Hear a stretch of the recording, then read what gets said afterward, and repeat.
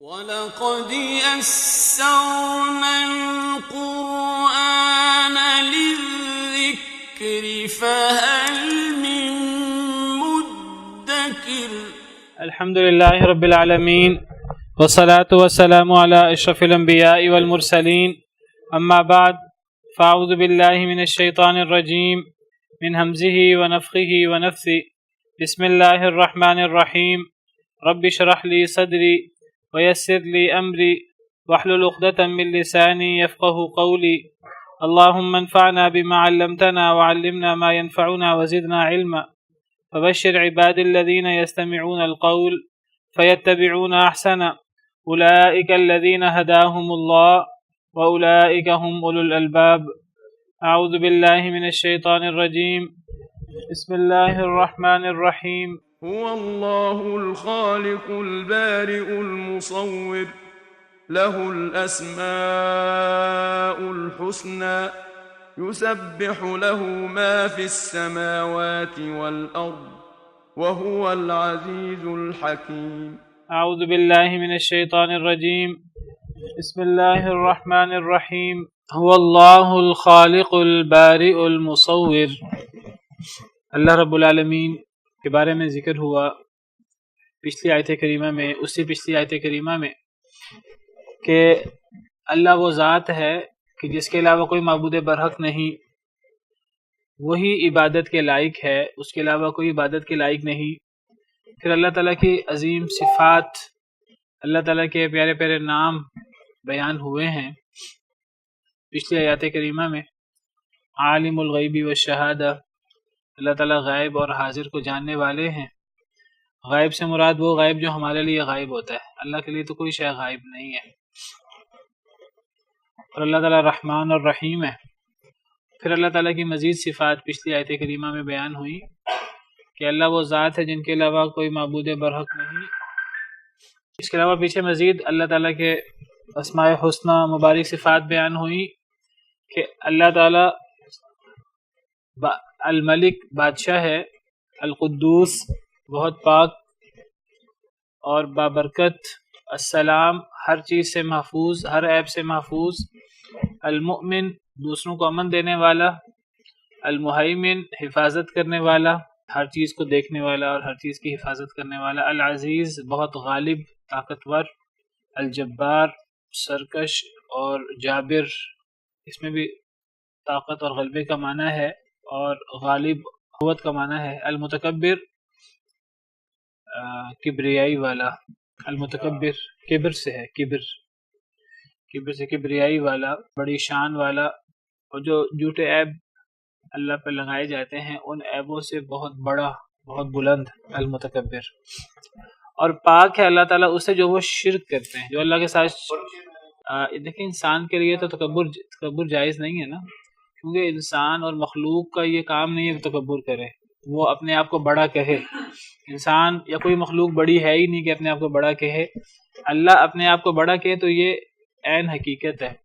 تو اللہ متکبر ہے اور اللہ کبریائی والا ہے، بلکہ کبریائی تو اللہ نے فرمایا کہ العظمت ازاری، عظمت میرا ازار بند ہے، والکبریاء ردائی، اور کبریائی میری چادر ہے۔ جو بندہ بھی یہ دو چیزیں مجھ سے لینے کی کوشش کرے گا، القیتہ فی النار، میں اس کو آگ میں ڈال دوں گا، یا عذبتہ، مختلف الفاظ ہیں احادیث مبارکہ میں اسے عذاب دوں گا۔ جی تو اللہ تعالیٰ المتکبر ہیں، یہ اللہ کی عظیم صفت ہے۔ الجبار، یہ بھی اللہ کی عظیم صفت ہے۔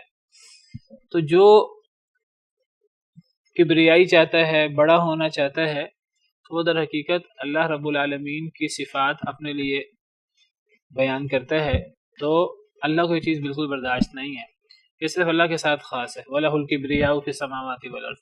تو پیچھے اللہ تعالیٰ کی صفات، اللہ تعالیٰ کے پیارے پیارے نام بیان ہوئے ہیں، وہی نام جاری ہیں۔ یہ آخری آیت کریمہ جو آج ہم پڑھ رہے ہیں، اس آیت کریمہ میں بھی اللہ تعالیٰ کے بعض اسماء حسنہ موجود ہیں۔ واللہ الخالق البارئ المصور، وہ اللہ ہے الخالق جو پیدا کرنے والا ہے، البارئ پیدا کرنے والا، بنانے والا، المصور صورت بنانے والا، صورتیں بنانے والا، تصویر بنانے والا۔ یہ جو تمام صفات ہیں اللہ تعالیٰ کی، تو پہلے اللہ تعالیٰ کا ذاتی نام بیان ہوا ہے اللہ تینوں آیات میں، اور پھر ان کے بعد اللہ تعالیٰ کی دیگر صفاتی نام، ان کو اسماء حسنہ آپ کہہ لیجئے، صفات العلیاء کہہ لیجئے، پھر وہ بیان ہوئی ہیں۔ تو یہاں اللہ فرماتے ہیں وہ اللہ ہے الخالق الباری المصور، جس کے اسماء حسنہ یہ ہیں کہ وہ خالق بھی ہے، باری بھی ہے، مصور بھی ہے۔ تینوں میں کیا فرق ہے؟ امام ابن کثیر رحمہ اللہ فرماتے ہیں کہ الخالق اور الباری میں فرق یہ ہے کہ خلق کا مطلب ہوتا ہے کہ پیدا کرنے سے پہلے ساری تدبیر کر لی جائے، سارا اندازہ لگا لیا جائے کہ کسی چیز کو پیدا کرنا ہے تو کیسے پیدا کرنا ہے، اس کا پورا آپ سمجھیے کہ ایک خطہ بنا لیا جائے، اس کی پوری پلاننگ کر لی جائے، ایک پورا اندازہ لگا لیا جائے۔ تو اس پلاننگ اور اس اندازے کو جو بالکل کامل اندازہ ہو، تو اس کا نام ہے خلق، کہ جو پیدا کرنے سے پہلے کس طرح پیدا کرنا ہے، کیا پیدا کرنا ہے، اس کی کیا صفات ہوں گی، کیا کیا کر سکے گا، تو یہ پورا اندازہ لگائے پیدا کرنے سے پہلے۔ تو وہ کہتے ہیں الخلق سے مراد ہے التقدیر، القدر، اندازہ لگانا۔ اور البارئ یہ تب تفصیل ہے جب دونوں نام اکٹھے آئے ہیں، ورنہ اگر صرف الخالق آئے تو الخالق کے اندر اندازہ لگانے والا بھی، پہلے میں چلے الباری کا معنی بیان کر دوں جو امام ابن کثیر نے بیان کی، جو فرق کیا ہے۔ وہ کہتے ہیں الباری کا مطلب ہے کہ جو اندازہ لگایا، جو سوچا ہے، جو پوری پلاننگ کی ہے، اس پلاننگ پر پوری طرح عمل کرنے والا، عمل کرنے کی طاقت رکھنے والا، اس کو پورا ایگزیکیوٹ کرنے والا، تنفیذ جس کو ہم کہتے ہیں نا، یعنی جیسے سوچا ہے ویسے وہ چیز عمل میں بھی آ جائے، اس کو عمل میں بھی لے آئے۔ تو جو ذات جیسے سوچے ویسے اسے عمل میں لے آئے تو اس ذات کو عربی زبان میں البارئ کہتے ہیں۔ تو الخالق کا مطلب کہ پیدا کرنے سے پہلے اس کے بارے میں ساری پلاننگ، اس کے بارے میں سارے اندازے، اور پیدا کرنے سے پہلے سارے لوازمات جو ہیں پیدا کرنے سے پہلے۔ اور الباری کا مطلب ہے کہ اب اس کو عمل میں لے آنا۔ امام ابن کثیر کہتے ہیں الخالق سے مراد ہے تقدیر، اور الباری سے مراد ہے تنفیذ، ایک چیز عمل میں آ گئی، ایگزیکیوٹ ہو گئی۔ تو یہ فرق ہے دونوں میں، الخالق والباری۔ اور یہ فرق ہم تب کرتے ہیں جب دونوں نام اکٹھے آئے ہیں۔ اگر دونوں نام اکٹھے نہ ہوں تب الخالق کے اندر اندازہ لگانا بھی آ جاتا ہے، اور جیسے اندازہ لگایا ویسے ایز اٹ از پیدا کر دینا، اس کو عمل میں لے آنا، یہ دونوں آ جاتے ہیں۔ اور اگر الباری اکیلا آئے گا کسی جگہ، اللہ کا عظیم نام الباری ہے، تو وہاں بھی یہ معنی اس کے اندر آ جائیں گے۔ لیکن جب الخالق اور الباری دو الگ الگ اللہ کے عظیم نام بیان ہوئے ہیں، عظیم صفات بیان ہوئی ہیں، تو اس کے اندر یہ فرق ہے۔ الباری کا مطلب جو اندازہ لگایا نا، اس کو عمل میں لے آنا، اور الخالق سے مراد ہے کہ وہ پیدا کرنے سے پہلے سارے اندازے لگا دینا۔ اچھا، مخلوق بھی کچھ چیزوں کو بناتی ہے اللہ کے دیے ہوئے ذہن سے، اللہ کی دی ہوئی صلاحیتوں سے، لیکن مخلوق کے اندازے غلط سلط بھی ہو جاتے ہیں۔ اس کے اندر ہو جاتے کیا، یعنی کبھی کبھی کیا ہوتے ہیں، ہمیشہ ہو جاتے ہیں، اندازے غلط ہو جاتے ہیں، چیزیں غلط بن جاتی ہیں۔ انسان بعد میں کہتا ہے اس پہ یہ کمی نہ ہوتی، یہ کمی نہ ہوتی، لیکن اللہ تعالیٰ کے اندازوں میں کوئی کمی نہیں ہوتی، جیسے اندازہ ہے بالکل ویسے ہی وہ چیز وقوع پذیر ہوتی ہے۔ اچھا جی، المصور جو ہے وہ ہے صورت بنانے والا، یعنی اللہ تعالیٰ نے جیسے اندازہ لگایا پیدا کرنے سے پہلے، جیسے پلاننگ کی، وہ جو پلاننگ تھی اس پلاننگ کے اندر یہ بھی تھا کہ وہ چیز بنے گی کیسے، اس کی شکل و صورت کیا ہوگی۔ تو الباری کا مطلب ہے کہ جو سوچا، جو اندازہ لگایا، اس کی تنفیذ کر دی، ایگزیکیوٹ کر دیا، وہ چیز عمل میں آ گئی۔ اور المصور جیسے سوچا تھا کہ اس کی صورت ہو، بالکل اسی طرح اس صورت میں اس کو پیدا کیا۔ المصور کے اندر جو ہے وہ صورت بھی، جو جس صورت میں اللہ نے کسی چیز کو پیدا کیا ہے، وہ صورت بھی اللہ نے بنائی، اور اللہ اس کو اس صورت میں لے آئے جو اللہ نے پہلے سے سوچ رکھی تھی، اور اللہ نے جو پہلے سے تصویر بنا رکھی تھی۔ تو اللہ تعالیٰ بالکل اسی صورت کے مطابق کسی شخص کو پیدا کر دیں تو اس کو کہتے ہیں المصور. جس طرح اللہ تعالیٰ فرماتے ہیں سورہ آل عمران میں هو الذی یصورکم فی الارحام کیف یشاء، اللہ ماؤں کے رحم کے اندر ہی تمہاری صورت بنا دیتے ہیں جیسے چاہتے ہیں. تو المصور یہ اللہ کی عظیم صفت ہے. اسی طرح اللہ رب العالمین سورہ انفطار میں فرماتے ہیں کہ یا ایھا الانسان ما غرک بربک الکریم، سورہ انفطار آیت نمبر 6، اے انسان کس چیز نے تجھے دھوکے میں ڈال دیا تیرے معزز رب کے بارے میں. الذی خلقک، وہ ذات جس نے تجھے پیدا کیا، فسواک، پھر تجھے ٹھیک ٹھاک کیا، فعدلک، پھر تجھے برابر برابر بنایا، فی ای صورت ما شاء رکبک، پھر جس صورت میں اس نے تجھے چاہا تو جوڑ دیا. اس صورت اللہ نے پہلے سے سوچ رکھی تھی، جو صورت اللہ نے سوچی تھی اس صورت میں اللہ نے بنایا ہے. اس سے پتہ لگا کہ انسان کی جو صورت ہے وہ انسان کو اچھی لگے یا نہ اچھی لگے، تو اللہ نے بنائی ہے. پہلے اللہ نے وہ صورت پہلے اندازہ لگایا اس صورت کا، سوچا اس صورت کو، پھر اس کے مطابق اللہ تعالیٰ نے پیدا کر دیا، اور صورت بھی جیسے سوچی تھی ویسے بنا دی.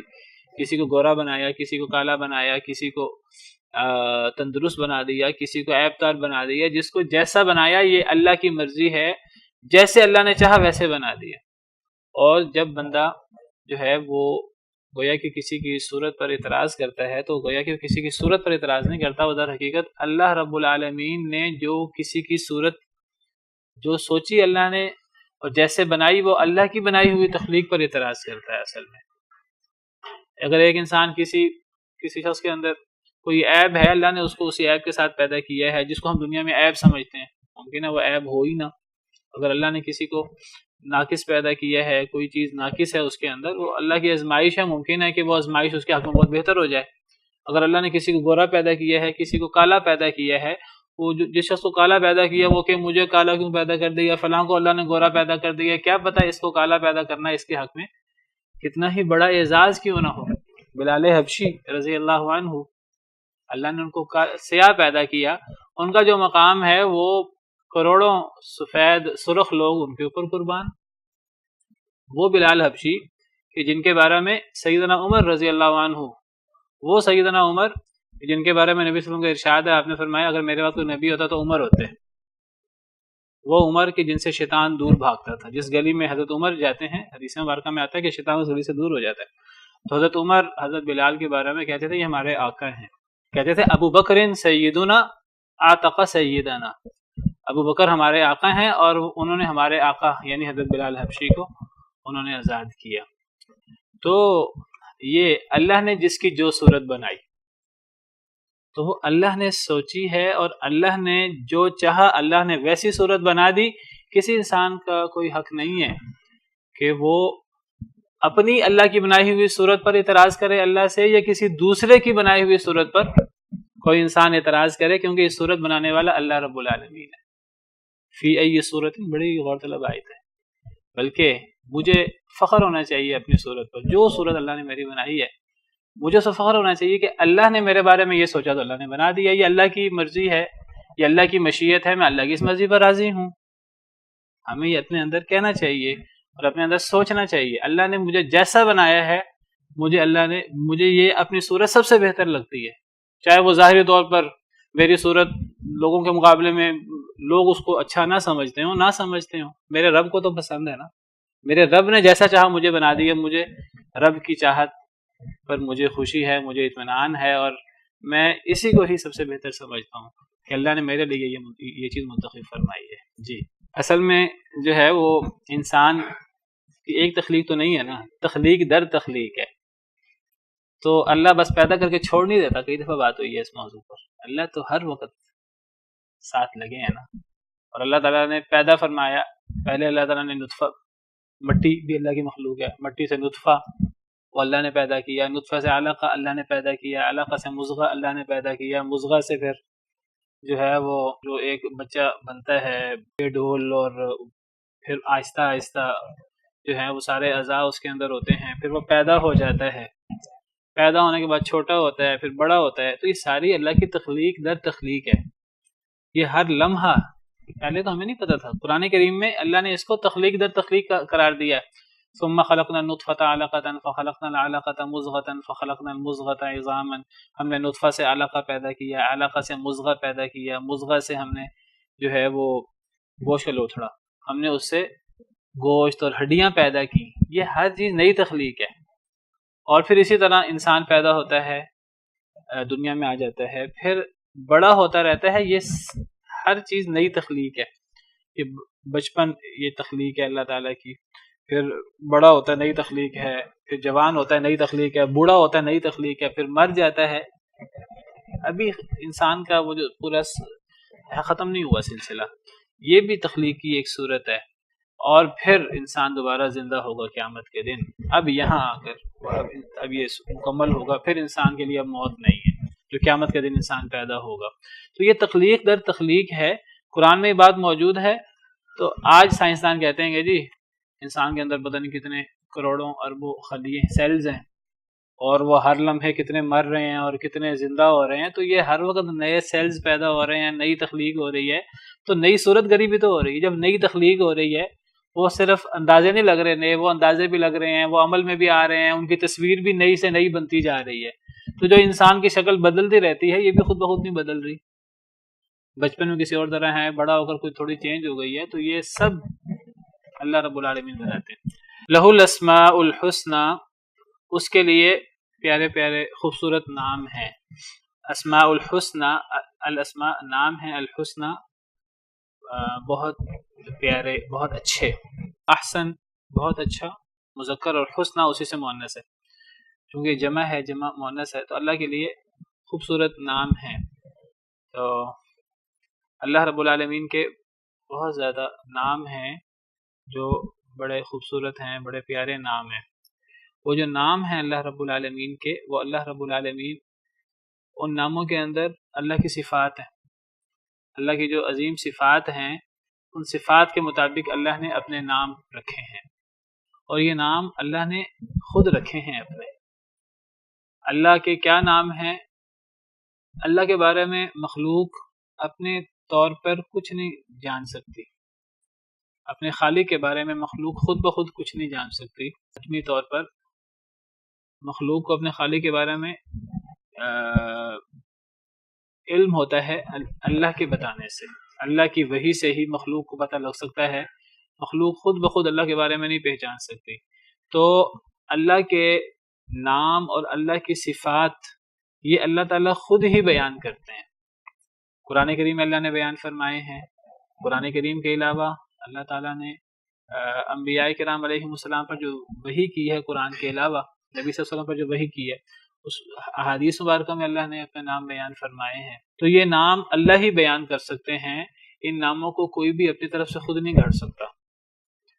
اللہ تعالیٰ کوئی نام بیان کر دے تو ہمیں اس نام کو ماننا ضروری ہے، ہم اس کا انکار بھی نہیں کر سکتے، نہ ہم اس کا انکار کر سکتے ہیں، نہ ہم اس نام کو کہ میں تحریف کر سکتے ہیں اپنی مرضی کی۔ ایک ہوتا ہے انکار، نام کا انکار کر دینا۔ اللہ کہیں کہ میں سمیع ہوں، ایک بندہ کہے جی میں نہیں مانتا۔ اللہ کہ میں قادر ہوں، ایک انسان کہے جی میں نہیں مانتا کہ اللہ تعالیٰ انسان کو مرنے کے بعد دوبارہ پیدا کر سکتے ہیں، مٹی میں ملنے کے بعد دوبارہ پیدا کر سکتے ہیں۔ اللہ کہیں کہ میں انسان کو دوبارہ زندہ کر سکتا ہوں، کوئی شخص کہے کہ نہیں میں نہیں مانتا۔ ایک تو یہ انکار ہوتا ہے، ہم اللہ کے ناموں کا انکار بھی نہیں کر سکتے۔ اس انکار کو عربی زبان میں کہتے ہیں تعطیل، تعطیل انکار کرنا، معطل کر دینا اللہ کو، اللہ نے جو خود نام اپنے بیان فرمائے ہیں۔ ایک چیز ہوتی ہے کہ اللہ نے جو اپنے نام بیان فرمائے ہیں، ہم ان ناموں کا بالکلیہ انکار تو نہ کریں، لیکن انکار سے ملتی جلتی چیز ہم کہیں کہ ان ناموں کا جو معنی ہمیں سمجھ میں آ رہا ہے اور جو ان کا ایک معروف معنی ہے، اس نام کا وہ معروف معنی نہیں ہے، اس نام کا معنی یہ نہیں یہ ہے۔ ہم ایسا معنی بیان کر دیں اس نام کا کہ ایک مرجو سا معنی بیان کر دیں، جو اس کا اصل معنی ہے وہ اصل معنی بیان کرنے کی بجائے ہم اصل میں اس نام کا اصل معنی نہیں ہماری سمجھ میں نہیں آتا، تو ہم عقل میں نہ آنے کی وجہ سے انکار کرنا چاہتے ہیں۔ ہم انکار نہیں کرتے، ہم انکار کرنے کی وجہ ہم کہہ دیتے ہیں اس سے یہ نہیں یہ مراد ہے۔ یہ بالکل ایسے ہی جیسے کہ کوئی شخص جو ہے وہ کسی کو رشوت دینا چاہے تو اسے کہا جائے کہ رشوت دینا تو جرم ہے، وہ کہ نہیں میں نے رشوت نہیں دی، میں نے تو تحفہ دیا ہے، تو وہ تحفہ تو نہیں ہوتا، وہ تو رشوت ہی ہوتی ہے، چاہے ایک انسان اس کو تحفہ کہہ دے۔ حدیث مبارکہ میں ہے کہ قرب قیامت لوگ شراب پئیں گے تو نام چینج کر کے پئیں گے، لوگ نام چینج کر دیں گے۔ لوگ سود کھاتے ہیں، اس سود کا نام ہی انہوں نے سود سے ہٹ کر اس کو انٹرسٹ اور پتہ نہیں یوئری اور پتہ نہیں کیا کیا اس کا نام رکھ دیں گے، ایسے نام کہ لگے جیسے کہ یہ ایک جس طرح تجارت کے اندر منافع ہوتا ہے اس طرح کہ یہ ایک منافع ہے، تو اس کا نام ہی سود سے ہٹ کر ایک جو ہے وہ فائدہ کہہ دیتے ہیں، ربح کہہ دیتے ہیں عربی زبان میں، حالانکہ سود الگ چیز ہے اور تجارت کا جو فائدہ وہ ایک الگ چیز ہے۔ اسی طرح کچھ لوگ اللہ کے کچھ نام نہیں ماننا چاہتے تو وہ ناموں کا انکار نہیں کرتے، کہتے ہیں انکار کریں گے تو یہ تو انکار ہو جائے گا سیدھا سیدھا، تو ہم انکار نہیں کرتے، ہم ان ناموں کا معنی بدل دیتے ہیں۔ اللہ تعالیٰ فرماتے ہیں کہ اللہ تعالیٰ عرش پہ مستوی ہیں، الرحمن علی العرش استوى، کچھ لوگوں کے ذہن میں یہ بات نہیں آتی، وہ کہتے ہیں اللہ کو کیسے مانے، اللہ عرش پہ مستوی ہے، وہ کہتے ہیں کہ استوا کا جو مشہور معنی ہے عربی زبان میں وہ تو ہے بلند ہونا، تو عرش پہ مستوی ہونے کا مطلب ہے کہ عرش پر بلند ہونا، جیسے اللہ کی شان کو لائق ہے۔ وہ کہتے ہیں نہیں، استوا کا مطلب بلند ہونا نہیں ہے، یہاں استوا کا مطلب ہے کہ طاقت رکھنا، غلبہ رکھنا، جس طرح اللہ تعالیٰ ہر چیز پر طاقت رکھتے ہیں، غلبہ رکھتے ہیں، اس طرح اللہ تعالیٰ کا عرش پر بھی غلبہ ہے، اللہ عرش پر بھی غالب ہیں۔ وہ کہتے ہیں استوا نہیں ہے، یہ اصل میں استوا استولا کے معنی میں ہے۔ کیا کہتے ہیں کچھ لوگ، تھوڑی سی گہری بات ہے، وہ کہتے ہیں استوا نہیں ہے، یہ اصل میں یہ استوا جو ہے الرحمن علی العرش استوا، یہ استوا کا مطلب یہاں استوا نہیں ہے، یہاں استوا کا مطلب ہے استولا۔ استوا اور استولا کے معنی میں زمین و آسمان کے فرق ہے۔ یہ لفظ استوا، الرحمن علی العرش استوا، یہ قرآن کی آیت ہے، اور قرآن کریم میں یہ بات 6-7 دفعہ آئی ہے، ثم استوى علی العرش، اور 7 آیات ہیں۔ اس کا مطلب ہے رحمان عرش پر مستوی ہے، اور استوا کا مطلب ہوتا ہے صحیح بخاری وغیرہ میں صحابہ تابعین سے اعلیٰ، بلند ہونا، واستقر، یہ اعلیٰ کا معنی ہے۔ کچھ لوگ کہتے ہیں نہیں، یہ استوا جو ہے نا، یہ اس کا مطلب یہ نہیں اللہ عرش پہ مستوی ہے، عرش پہ بلند ہے، اللہ کو تو ہم بلند مانتے ہی نہیں، اللہ تو ہر جگہ ہے، اللہ فرمائیں تب بھی نہیں مانتے ہم۔ پھر ہم کہتے ہیں جی، جب ان کو کہا جائے جی قرآن میں ہے الرحمن علی العرش استوا، وہ کہتے ہیں نہیں، یہ استوا استولا کے معنی میں ہے۔ استولا کا مطلب ہوتا ہے کسی چیز پر قابض ہو جانا، کسی چیز کے اوپر طاقت رکھنا، قوت رکھنا۔ وہ کہتے ہیں کہ اللہ تعالیٰ عرش پر غالب ہیں، عرش پر اللہ قوت رکھتے ہیں، یہ مطلب نہیں اللہ عرش کے اوپر ہے، اللہ نیچے ہوتے ہوتے بھی عرش کے اوپر حکم چلا سکتے ہیں، اور اللہ عرش کے اوپر حاکم ہیں اور عرش کے اوپر قابض ہیں۔ وہ کہتے ہیں استوا استولا کے معنی میں ہے۔ اس کو کہتے ہیں تحریف۔ کیا کہتے ہیں اس کو؟ تحریف۔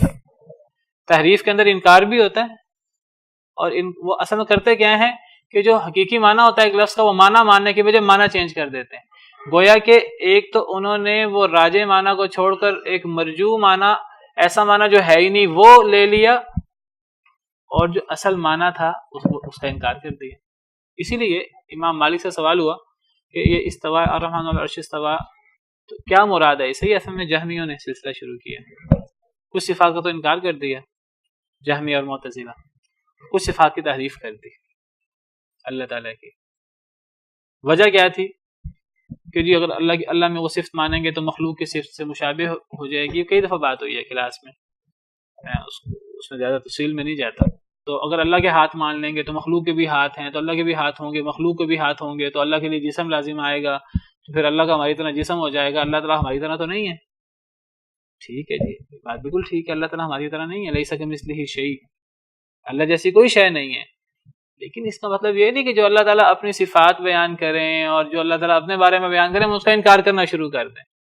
ہم اس کو مان لیں جیسے اللہ نے بیان فرمایا ہے، ہم ساتھ کہہ دیں کہ اللہ نے جو اپنی فلاں صفت بیان کی ہے وہ اپنے اصل معنی کے ساتھ ہم اللہ میں مانتے ہیں، لیکن وہ صفت اللہ میں ویسے ہے جیسے اللہ کی شان کو لائق ہے۔ اگر وہی صفت مخلوق کے اندر ہو، اگر اس کا ذکر دلائل سے ہو کہ جی یہی صفت مخلوق کے اندر ہے، تو ہم وہی صفت مخلوق کے اندر بھی مانیں گے، اور ہم کہیں گے وہ صفت مخلوق کے اندر ویسے جیسے اس مخلوق کو لائق ہے، مخلوق ناقص ہے اس کی وہ صفت بھی ناقص ہے۔ اللہ رب العالمین کامل ہے، اللہ کے اندر اگر وہ صفت ہے تو وہ اللہ کے اندر کامل درجے میں وہ صفت ہوگی۔ مثال کے طور پر اللہ تعالیٰ کے بارے میں آتا ہے الرحمن الرحیم، اللہ رحمان بھی ہے رحیم بھی ہے، الرحیم اللہ کی عظیم صفت ہے۔ یہ صفت مخلوق کے بارے میں بھی آتی ہے، نبی صلی اللہ علیہ وسلم کے بارے میں آتی ہے، بالمؤمنین رؤوف الرحیم۔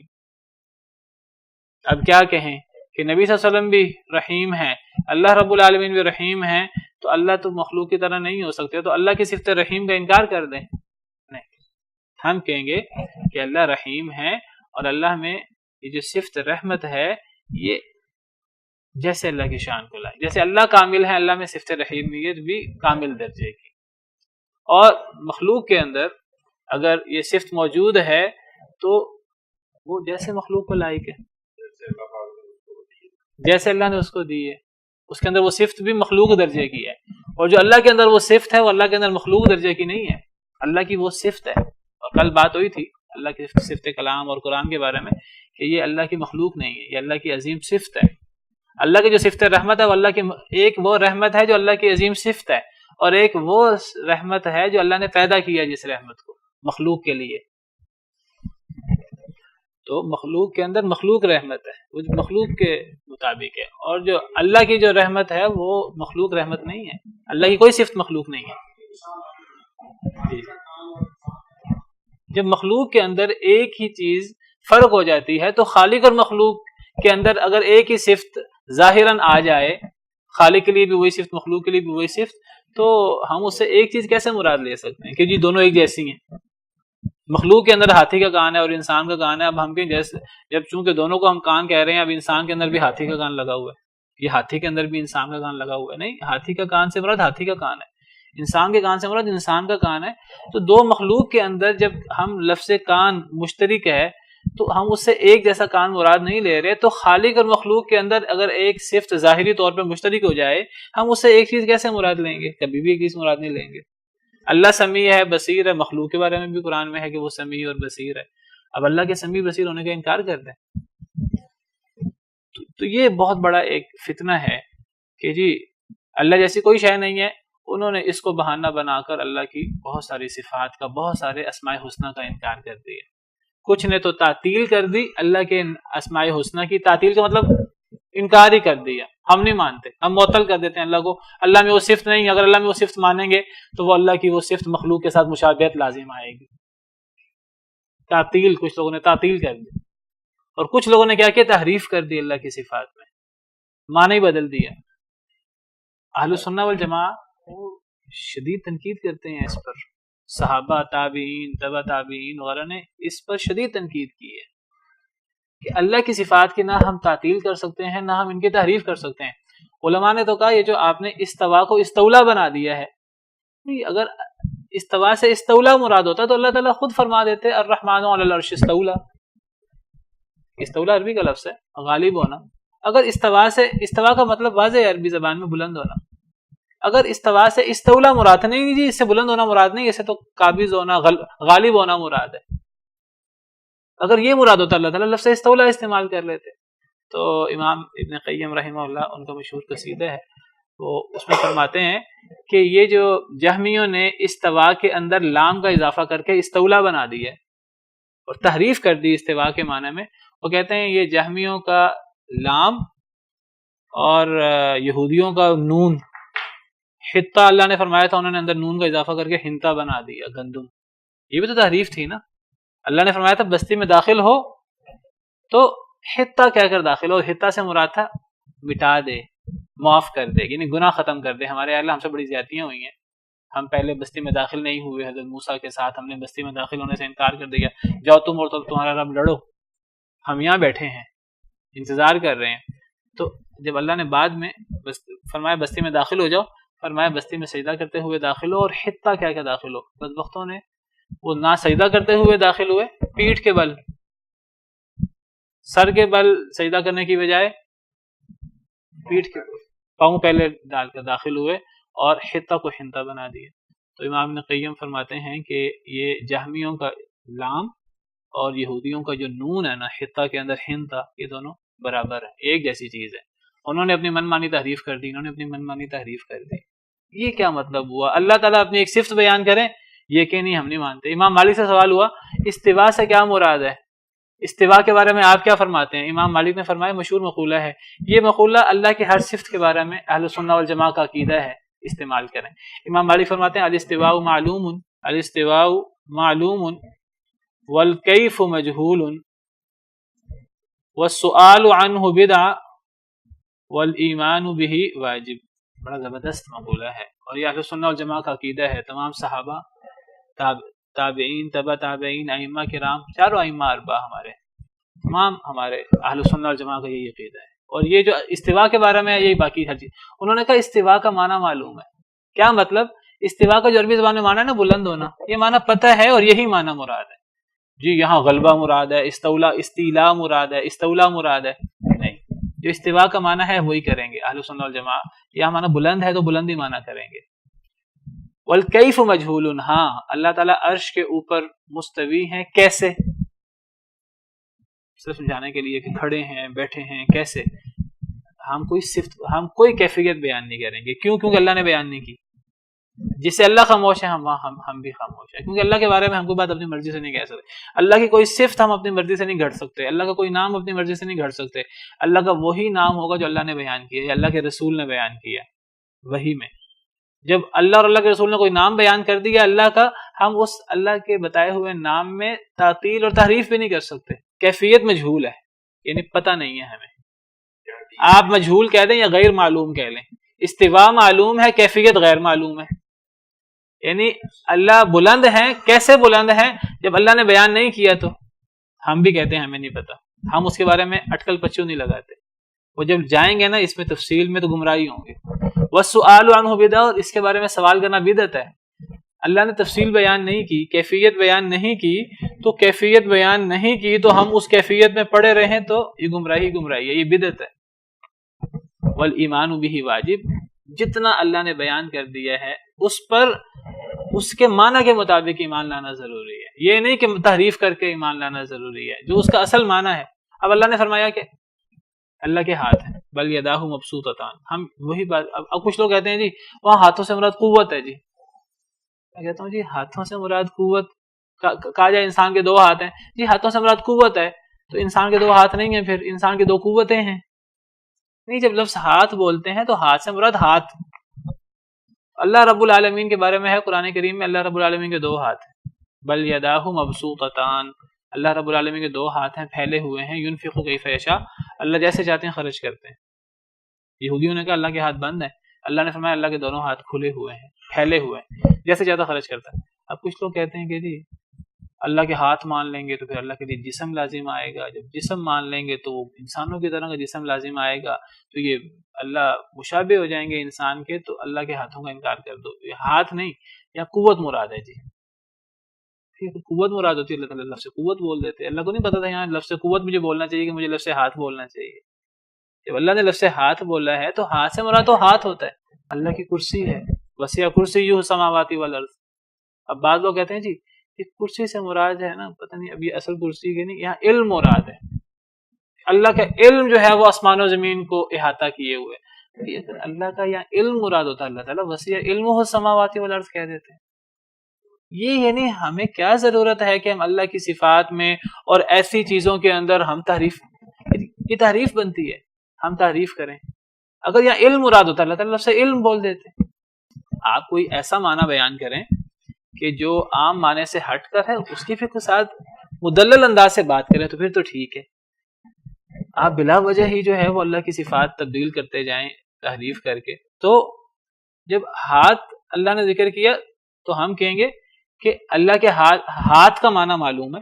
ہاتھ کو کہتے ہیں جس کے اندر قوت بھی ہوتی ہے، ٹھیک ہے، لیکن وہ ہاتھ ہوتے ہیں. قوت ہاتھ کے اندر بھی ہوتی ہے، قوت ہاتھوں کے علاوہ اور چیزوں میں بھی ہوتی ہے، تو ہم وہ ہاتھ مراد لیں گے جو قوت والے ہاتھ ہیں، وہ ہاتھ مراد لیں گے. کیفیت مجہول ہے، ان ہاتھوں کی کیا کیفیات ہے، کیا تفصیلات ہیں. اگر اللہ نے بیان کر دی ہیں کچھ صفات، اللہ نے بیان کر دی ہیں کہ 2 ہاتھ اور پھر دونوں ہاتھ دائیں ہیں، یہ بھی حدیث مبارکہ میں آتا ہے. اور اس میں انگلیاں بھی ہیں، کیونکہ حدیث میں انگلیوں کا ذکر بھی ہے.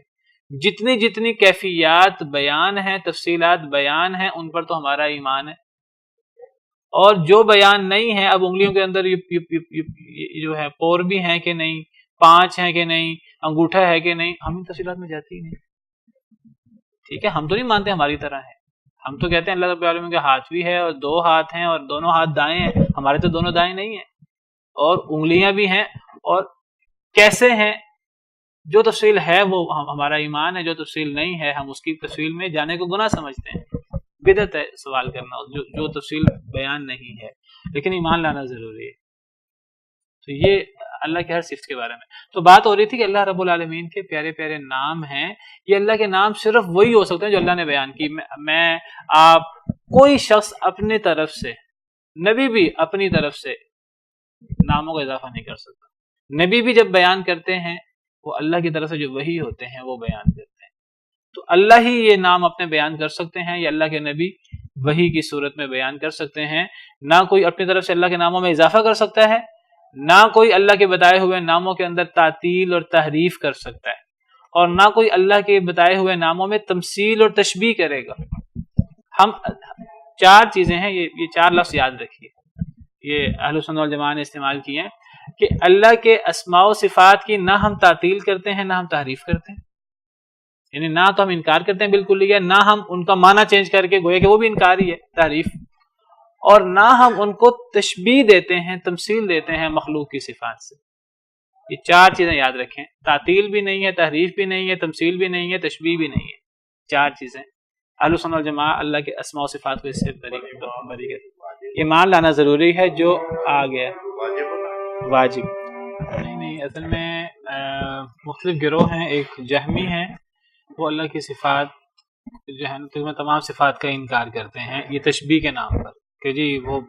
ایک معتزلہ ہیں جو کہتے ہیں کہ ہم ظاہراً صفات کو مانتے ہیں لیکن ہم ان کا معنی نہیں مانتے.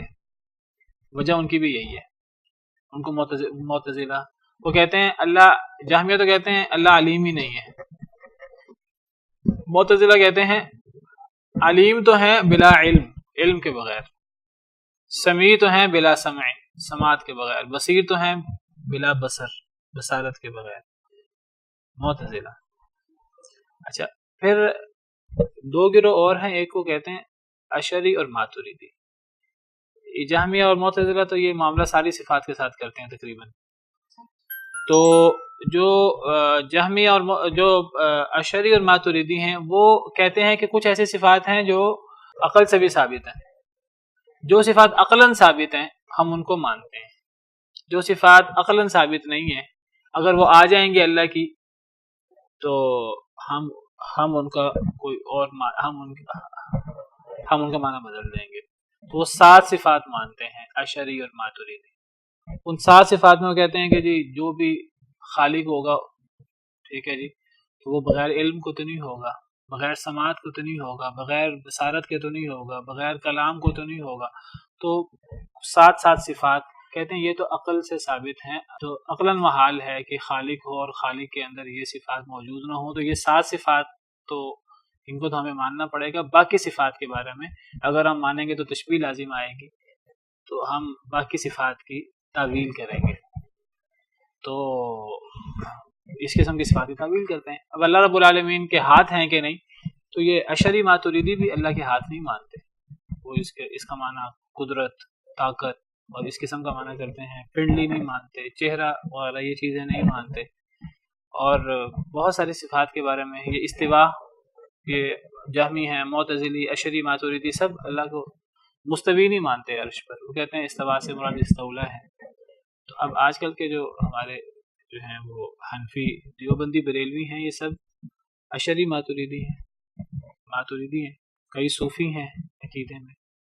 تو یہ اللہ کی صفات کے بارے میں یہ ان کا وہ موقف نہیں ہے جو اہل سنت والجماعہ کا موقف ہے، جو صحابہ، تابعین، تبع تابعین، ائمہ اربعہ کا موقف ہے. امام ابو حنیفہ رحمہ اللہ عقیدے میں ان کا موقف بالکل وہی ہے جو اہل سنت والجماعہ کا ہے. اور عجیب بات ہے کہ جو لوگ اپنے آپ کو امام ابو حنیفہ رحمہ اللہ کا مقلد کہتے ہیں، تو وہ لوگ کہتے ہیں کہ جی ہم فقہ میں امام صاحب کے مقلد ہیں، فقہی معاملات میں. عقیدے میں وہ کہتے ہیں یا تو ہم عقیدے میں تقلید کرتے ہی نہیں، اور اگر وہ کہتے ہیں ہم تقلید کرتے ہیں تو کہتے ہیں ہم عقیدے میں ابو منصور ماتریدی کے مقلد ہیں، ابو الحسن اشعری کے مقلد ہیں۔ حالانکہ ابو الحسن اشعری رحمہ اللہ تعالی وہ تو ان کا یہ موقف تھا شروع میں، بعد میں انہوں نے اس اپنے پورے موقف سے رجوع کر لیا تھا، اور انہوں نے پوری کتاب لکھی تھی الابانہ کے نام سے، اور انہوں نے وہ سارے موقف بیان کیے تھے بعد میں جو اہل سنہ والجماعہ کے تھے۔ بہرحال یہ موضوع لمبا ہے، تو دیوبندی ہوں، بریلوی حضرات ہوں، وہ اللہ تعالیٰ کے ہاتھ، اللہ تعالیٰ کے پاؤں، اللہ تعالیٰ کی سماعت، آنکھیں، کان وغیرہ، شاید السمیع البصیر تو مانتے ہیں، لیکن اللہ تعالیٰ کے ہاتھ وغیرہ اور پنڈلی وغیرہ اور جو دیگر صفات ہیں، اللہ کا غصے ہونا، اللہ کے رحیم ہونا، ان کی تعویل کرتے ہیں، کہتے ہیں کہ ان کو مانیں گے تو تشبیہ لازم آئے گی۔ پھر وہاں فلسفیانہ بحثیں ہیں، اور پھر وہ ان کو کلامی بحثیں کہتے ہیں، اس کو علم الکلام کہتے ہیں۔ پھر تو وہ پھر اس میں سارا علم الکلام لے آتے ہیں اللہ کی صفات کے اندر، فلسفیانہ بحثیں اور یہ ساری بحثیں۔ تو بہرحال جی میں وہی ذکر کر رہا تھا، لہ الاسماء الحسنی، اللہ کے پیارے پیارے نام ہیں، ان ناموں میں سے کچھ نام یہاں بیان ہوئے ہیں، الرحمن، الرحیم، الملک، القدوس، السلام، المؤمن، المہیمن، العزیز، الجبار، المتکبر، الخالق، الباری، المصور، ورنہ اللہ کے اور بہت سارے پیارے پیارے نام ہیں۔ کتنے ہیں؟ ان گنت، لا محدود، طے نہیں ہے کتنے ہیں، کیونکہ اگر یہ جو اللہ کے اسماء حسنی ہیں، یہ در حقیقت یعنی کسی نہ کسی صفت کے بارے میں، ہر مبارک نام سے کوئی نہ کوئی صفت مراد ہے، جو اس کا معنی ہے نام کا وہ صفت مراد ہے، تو وہ اللہ کے ناموں کو اگر محدود کر دیا جائے 100 میں یا 1000 میں، تو وہ گویا کہ اللہ کی صفات کو محدود کر دیا جائے گا 100 میں یا 1000 میں، کہ اللہ میں 100 صفات ہیں یا 1000 صفات ہیں۔ اللہ کی صفات کو محدود تو نہیں کیا جا سکتا، نہ اللہ کی صفات کو تعداد میں محدود کیا جا سکتا ہے، نہ اللہ کی ہر صفت کی عظمت بیان کرتے کرتے ہر صفت کو کسی جگہ پر اس کی حد بندی کر دی جائے، یہ بھی نہیں کی جا سکتی۔ ہم کہیں اللہ تعالیٰ بہت رحیم ہے، بہت سے انسان بھی رحم کرنے والے ہوتے ہیں، مائیں بہت رحم کرنے میں ایک مثال ہے دنیا کے اندر، اللہ کی رحمت 70 ماؤں کے برابر ہے، 71 ماؤں کے برابر نہیں ہے، 70 ماؤں کے برابر ہے۔ ہم یہ حد بھی نہیں بیان کر سکتے، ہم یہ بھی نہیں بیان کر سکتے کہ اللہ کی طاقت وہ اتنے 100 ہاتھیوں کے برابر ہے، یا اس طرح کر کے ہم اللہ کی طاقت، ہم کوئی بھی بات کریں گے تو کوئی بھی مثال بیان کریں گے دنیا میں سمجھانے کے لیے، اس مثال سے جب بھی حد مراد ہوئی تو وہ غلط ہوگا، وہ غیر محدود ہوگا۔ اللہ کی ہر صفت اپنی عظمت میں غیر محدود ہے، اور جس طرح ہر صفت غیر محدود ہے اس کی کوئی حد نہیں ہے، اسی طرح اللہ کی صفات کی تعداد بھی غیر محدود ہے۔ تو اللہ کے جو نام ہیں وہ لا محدود ہے۔ اب قُل لَوْ كَانَ الْبَحْرُ مِدَادًا لِكَلِمَاتِ رَبِّي لَنَفِدَ الْبَحْرُ قَبْلَ أَن تَنفَدَ كَلِمَاتُ رَبِّي، اگر یہ سمندر جو ہے یہ ساری کی ساری سیاہی بن جائے، اور یہ سارے جو درخت ہیں یہ قلم بن جائیں، اور یہ اللہ کی تعریف اور اللہ کی صفات اور یہ لکھنا شروع کر دیں، تو یہ درخت اور سمندر ختم ہو جائیں گے، اللہ کی تعریف، اللہ کی صفات ختم نہیں ہوں گی۔ تو اللہ کے پیارے پیارے نام ہیں۔ اچھا، یہ جو اللہ کے پیارے پیارے نام ہیں اللہ نے بتا دیا، اب ہمارے سامنے جو نام اللہ کے آئیں، ہمارا کام کیا ہے؟ ہمارا کام یہ ہے کہ ایک تو ہم ان ناموں پر ایمان لائیں کما حق ہو۔ 4 چیزوں کے ساتھ میں نے ذکر کیا تھا، وہ 4 چیزیں کیا ہیں وہ ذرا آپ لکھ لیں اپنے پاس، تعطیل کے بغیر، تحریف کے بغیر، تکییف کے بغیر اور تمثیل کے بغیر، یہ 4 اصطلاحات استعمال کرتے ہیں اہل سنہ والجماعہ۔ کہتے ہیں اللہ کی صفات کو جیسے وہ آئی ہیں ویسے مانتے ہیں، کوئی اپنی طرف سے اضافہ نہیں کرتے، کوئی اپنی طرف سے نہیں بناتے، جو اللہ نے بیان کی ہیں اپنی۔ کچھ اللہ کی صفات ذاتی ہیں، جیسے ہاتھ، پاؤں، چہرہ وغیرہ، آنکھیں، کان وغیرہ، یہ چیز کچھ اللہ کی صفات ہیں جن کو ہم فعلی کہتے ہیں یا خبری کہتے ہیں، جو خبر سے ہمیں پتہ لگی ہیں۔ وہ ضروری نہیں کہ ہر وقت اللہ کی ذات کے ساتھ وہ ملی ہوئی ہوں، جیسے اللہ غصہ کرتے ہیں، یہ کوئی ایسی صفت نہیں ہے کہ وہ اللہ کی ذات کے ساتھ ہے، اللہ جب چاہتے ہیں غصہ کرتے ہیں اور کبھی اللہ غصہ نہیں کرتے، اسی جگہ پر اللہ رحمت فرماتے ہیں. تو کچھ صفات کو ذاتی صفات کہتے ہیں، کچھ صفات کو فعلی یا خبری صفات کہتے ہیں. تو بہرحال اللہ کی جتنی بھی صفات قرآن میں آ گئی ہیں، صحیح حدیث میں آ گئی، ہم ان صفات کو مانتے ہیں اور ان صفات میں نہ ہم تعطیل کرتے ہیں یعنی انکار نہیں کرتے، نہ تحریف کرتے ہیں کہ ان کا معنی بدل دیں، اور نہ ہم تکییف کرتے ہیں کہ وہ تفصیلات جو اللہ نے بیان نہیں کی ہم ان تفصیلات میں پڑ جائیں، کیفیت میں پڑ جائیں، اور نہ ہم ان کو مخلوق سے تشبیہ دیتے ہیں. کسی اللہ کی صفت کو مخلوق سے تشبیہ نہیں دیتے. وہ جو سارا ان کا وہ مسئلہ ہے وہ ختم ہو جاتا ہے، لیس کمثلہ شیء والا تکییف کیفیت. دو ہی ہے تکییف، کیف سے ہے نا، کیف، تکییف، اور تمثیل بھی نہیں کرتے. تو ان چار چیزوں کے بغیر اللہ کی صفات کو مانتے ہیں. ایک تو ہمیں اللہ کی ان صفات پر اور اللہ کے ان ناموں پر ایمان رکھنا ہے، جتنے بھی آ جائیں ان کو 100 میں 1000 میں محدود نہیں ماننا چاہیے. اس کے دلائل ہیں، وقت نہیں میں دلائل بیان کروں. دوسری چیز کیا کرنی چاہیے، ہمیں اللہ کے ناموں کو یاد کرنا چاہیے. اللہ کے ناموں کو یاد کرنا بہت بڑی فضیلت ہے، بہت بڑی فضیلت ہے ان ناموں کو یاد کرنے کی. بعض احادیث میں تو یہاں تک فضیلت ہے کہ جو اللہ کے ناموں میں سے 99 ناموں کو یاد کر لے، نام بہت زیادہ ہیں، ایک حد بیان کر دی کہ جو کم از کم 99 ناموں کو یاد کر لے جنتی ہو جاتا ہے. صحیح حدیث ہے، صحیح بخاری کی حدیث. اس میں تو یہ ذکر ہوا ہے کہ اے اللہ تعالیٰ میں آپ کو آپ کے ناموں کا واسطہ دیتا ہوں، وہ نام آپ نے بیان کیا وہ ہے اللہم انی عبدک ابن عبدک ابن امتک ناصیتی بیدک ماض فی حکمک عدل فی قضاؤک اسألک بکل اسم هو لک. اے اللہ میں آپ کو آپ کے ہر نام کا واسطہ دیتا ہوں جو آپ کا نام ہے. سمیت بہ نفسک، جو آپ نے خود اپنا نام رکھا ہو، او انزلتہ فی کتابک، یا آپ نے اس کو اپنی کتاب قرآن میں اتارا ہو، او علمتہ احدا من خلقک، یا آپ نے اپنی مخلوق میں سے کسی مخلوق کو سکھایا ہو. اس سے پتہ لگا کہ اللہ کے سارے نام قرآن میں نہیں ہیں. ممکن ہے اللہ نے کچھ نام قرآن میں بیان کیے ہوں، کچھ نام اللہ نے اپنی مخلوق میں سے کسی مخلوق کو سکھائے ہوں. اللہ نے اپنے ہر مخلوق کو بھی سارے نام نہیں سکھائے. نبی صلی اللہ علیہ وسلم کو کچھ نام سکھائے ہوں، کچھ نام حضرت جبریل کو سکھائے ہوں، کچھ نام کسی اور کو سکھائے ہوں. اور او استأثرت بہ فی علم الغیب عندک، یا وہ آپ کے نام جو آپ کے علم غیب میں آپ کے پاس ہی ہیں. اللہ کے جو نام ہیں ہم ان تمام ناموں کو مانتے ہیں، ان تمام ناموں کے ساتھ اللہ سے ہم اس وسیلے سے اللہ سے دعا کرتے ہیں، ان ناموں کے وسیلے سے. اور وہ نام قرآن میں ہوں یا وہ نام اللہ نے اپنی کسی نبی کو بتائے ہوں، وہ نام اللہ کے علم غیب میں محفوظ ہوں. اللہ کو اللہ کے ناموں، تو ان ناموں کے بارے میں میں کہہ رہا تھا، ایک تو اللہ کے ناموں پر ایمان رکھنا چاہیے اس طرح جس طرح حقیقی ایمان، تحریف تعطیل کے بغیر، تکییف اور تمثیل کے بغیر. نمبر 2، ان ناموں کے ساتھ ان ناموں کو یاد کرنا چاہیے. یہ حدیث مبارکہ صحیح بخاری کی. نبی صلی اللہ علیہ وسلم نے فرمایا کہ اللہ کے 99 نام ہیں، 100 ایک کم 100، جو ان کو یاد کرے گا جنت میں داخل ہو جائے گا. یہ صحیح بخاری کی حدیث ہے، من احصاها دخل الجنہ. ویسے ایک آپ سمجھیے کہ جو کہتے ہیں تحدیث نعمت کے طور پہ بیان کرتا ہوں، الحمدللہ میں نے یاد کیے تھے یہ نام، اور اللہ کے فضل و کرم سے خانہ کعبہ کے سامنے بیٹھ کر یاد کیے تھے، اور ابھی بھی یاد ہوں گے.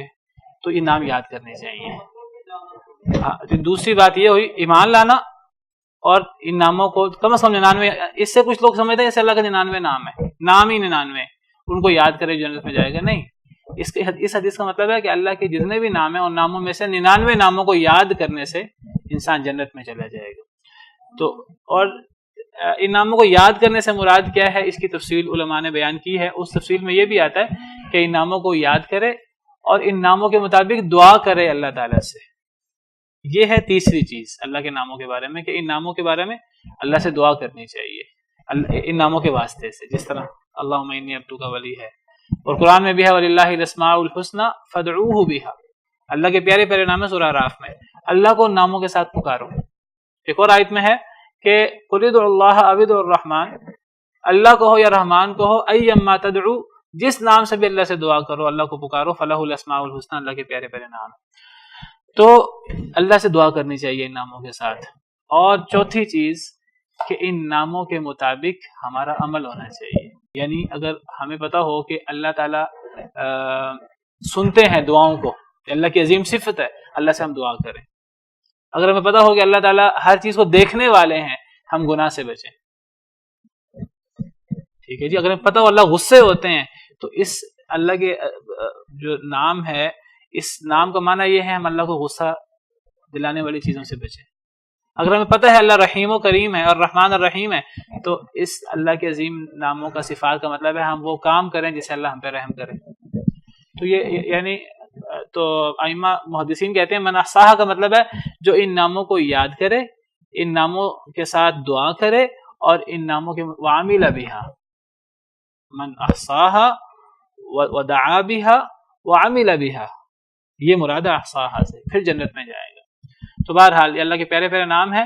یسبح له ما فی السماوات والارض، تسبیح بیان کرتی ہے اللہ کے لیے ہر وہ چیز جو آسمانوں میں ہے اور زمین میں، اللہ کی تسبیح کرتی ہے. وہو العزیز الحکیم، اور اللہ کے ناموں میں سے، مبارک ناموں میں سے یہ نام بھی ہیں کہ اللہ غالب ہے اور حکمت والا ہے. سبحان ربک رب العزت عما یصفون. اچھا آپ کہہ رہے تھے کہ اس کی فضیلت کیا ہے. بعض احادیث میں آتا ہے جو بندہ یہ 3 آیتیں پڑھے، یہ آپ فضیلت پوچھ رہے تھے، ترمذی کی روایت ہے کہ نبی صلی اللہ علیہ وسلم نے فرمایا کہ جو بندہ صبح کے وقت اعوذ باللہ السمیع العلیم من الشیطان الرجیم پڑھے، پھر یہ 3 آیتیں پڑھے سورہ حشر کی آخری 3 آیت، تو اللہ تعالیٰ 70,000 فرشتوں کو مقرر کر دیتے ہیں، وہ اس کے لیے دعا کرتے رہتے ہیں شام تک. اور اگر ایک بندہ اگر بندہ اس دن فوت ہو جائے، بندہ شہید فوت ہوگا. جو بندہ شام کو یہ دعا کرے، اللہ 70,000 فرشتوں کو مقرر کر دیتے ہیں، وہ صبح تک جو ہے وہ اس انسان کے لیے دعا کرتے رہتے ہیں. اور اگر وہ رات فوت ہو جائے تو شہید فوت ہوگا. حدیث میں کچھ کمزوری ہے، اس کی سند میں کچھ کمزوری ہے، تو ویسے یہ فضیلت ایک حدیث میں موجود ہے. یہ ترمذی کی ہے، ترمذی حدیث نمبر 2922. یہ 3 آیتیں. سبحان ربک رب العزت عما یصفون وسلام علی المرسلین والحمد للہ. بالقرآن اهتديت في رحمه تحلو الحياة شوقا